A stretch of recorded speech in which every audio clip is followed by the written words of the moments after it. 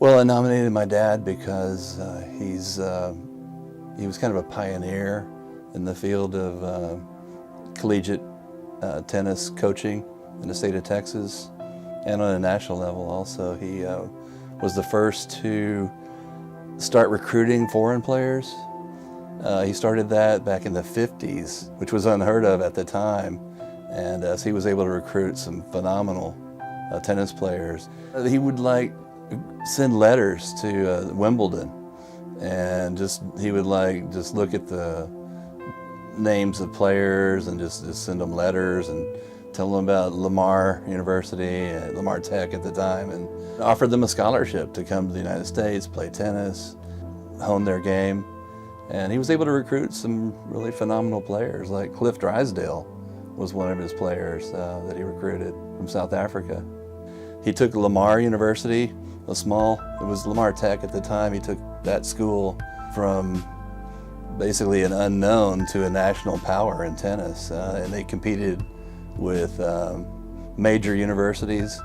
They won the NAIA many times over. They won the Lone Star Conference consecutive years.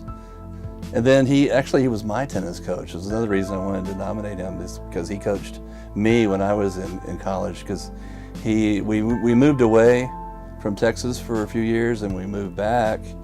Then he was a tennis coach at University of Mary Hardin-Baylor in Belton, and that's where I played for my father, and I learned a lot.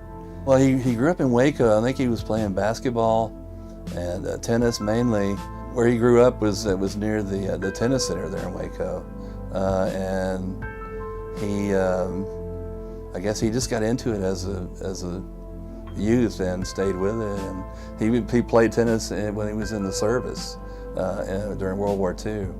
Yeah, I think there's a photograph of me with one of his players, James Schmidt.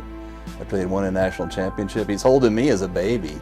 I really don't remember that, but I remember seeing the newspaper photograph. I mean, my memories were that I would always just hang around the tennis courts and hang around my father and hang around all his tennis players, and I knew that's what I wanted to do someday, was to play for my father. It was really great, because he expects a lot from his players, and he expected a lot for them to practice and compete. It was an honor. It was an honor to play for my father. Well, one of the things he's known for is his sense of humor. I mean, he had a sense of humor that a lot of players grew to appreciate. He communicated his expectations. He communicated what he wanted us to do. How he wanted us to practice, and we didn't want to let him down.